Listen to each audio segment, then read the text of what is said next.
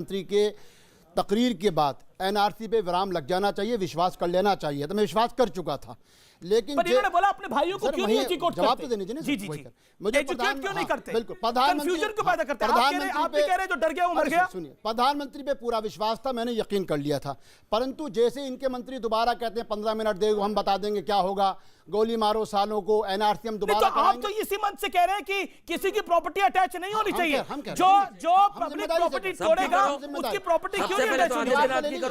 जवाब ले लीजिए। मैं उत्तर प्रदेश पुलिस से और माननीय योगी आदित्यनाथ से अनुरोध करता हूं कि जिस तरीके से उसी कानून के तहत उसी पैटर्न पे जो प्रॉपर्टी हमने सीज की थी राजस्थान में, पंजाब में और हरियाणा में, आप यूपी की भी सारी प्रॉपर्टीज को सीज कर लीजिए। ये 200-300 लोगों पे, और आपको मालूम है भी, एक सच्चे और बताने दीजिए, अगर कहीं गलत हूं आप मुझको टोक दीजिएगा, उत्तर प्रदेश के सारे धार्मिक संस्थानों को 7 दिन से यूपी पुलिस बंद करवा चुकी है। आपने आवाज उठाई? आपको मालूम है जो बच्चा नेहटोर में मारे गए, बिजनौर में मारे गए, उनको उनके 35 गांवों के अंदर दफन नहीं होने दिया गया। सुधांशु जी, ये इन्होंने जो शिक्षण मतलब शिक्षा की बात कही, शिक्षण संस्थाओं की, यूनिवर्सिटी को, उस पर एक ही लाइन बोलूंगा। भाई हमारी सरकार जब उत्तर प्रदेश में, हमने सिर्फ यही तो कहा था ना कि केवल अपना रजिस्ट्रेशन दिखा दो और कितने छात्र हैं वो दिखा दो।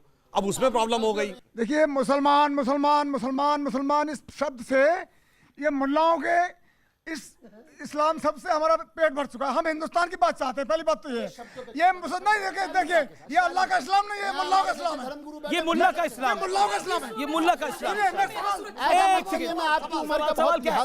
सवाल पूछिए ना। सवाल सुन लीजिए आप। नहीं नहीं, ये सवाल क्या भाई साहब?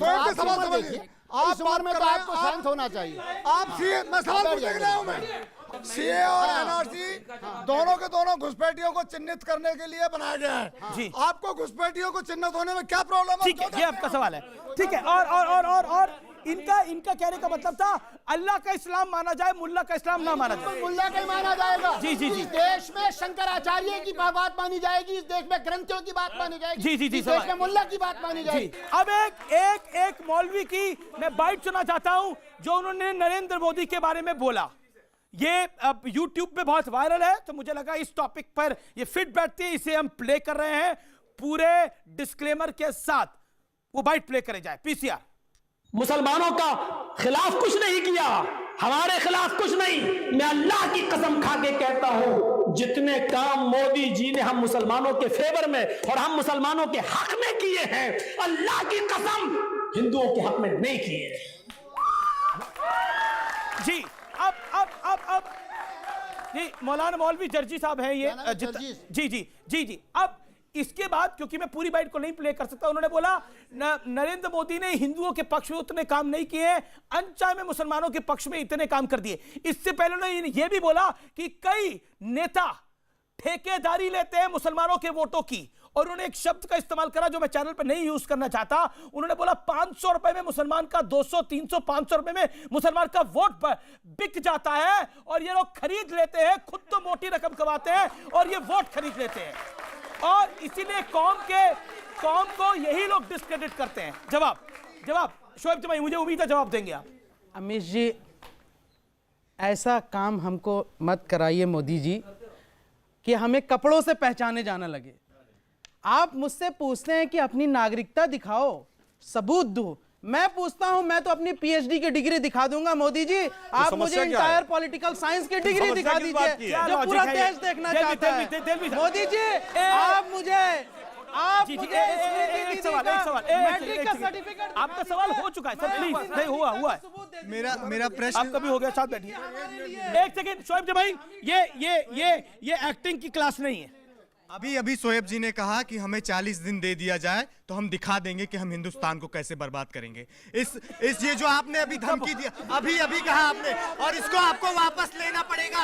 आपने जो ये शब्द अभी प्रयोग किए बहुत गलत है। आपको इसको वापस लेना पड़ेगा। वापस नहीं लेंगे तो हम नहीं जाएंगे यहाँ से। जी जी सर जी, मैं सबसे पहले आपसे क्वेश्चन करना चाहता हूँ, आप में इतनी नफरत क्यों है?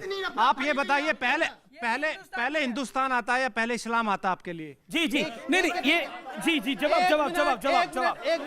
मैं बताता हूँ। आपका हो गया, जिन्होंने बोल दिया वो छात्र बैठे। अमीश देवगन जी, मुझसे सवाल पूछा गया था, 20 सेकंड दे दीजिए प्लीज। 15 सेकंड पहले तो शब्द वापस लीजिए, 40 मिनट वाला वापस लीजिए, शब्द वापस लीजिए, वो शब्द वापस लीजिए। भाई हमने कहा कि हिंदुस्तान की जनता 4 दिन के लिए सड़कों पर आई है, सरकार पे असर दिखने लगा है। अगर ये हिंदुस्तान की जनता 40 दिन के लिए सड़कों पर आती है तो सरकार को अपनी तमाम जो बुरी नीतियां उसको वापस लेनी पड़ेगी। बिल्कुल ठीक है, ठीक, जी जी जी। हाँ, देखिए ऐसा है भाई साहब, ये देश वो है जहां पे आज भी गुरु ग्रंथ साहब के अंदर बाबा फरीद को पढ़ा जाता आपके है। सामने 40 दिनों की बात बोली गई। आपने बोला जो डर गया वो मर गया। मैं फिर कह रहा हूँ, मैं बाबा साहब के शब्द कह रहा हूँ, अपने शब्द नहीं है। नहीं, बिल्कुल बाबा साहब के शब्द, बाबा साहब के शब्द ये नहीं थे। बाबा साहब ने 22 प्रतिज्ञाएं लेते वक्त कहा मैं ब्रह्मा विष्णु महेश को नहीं मानूंगा।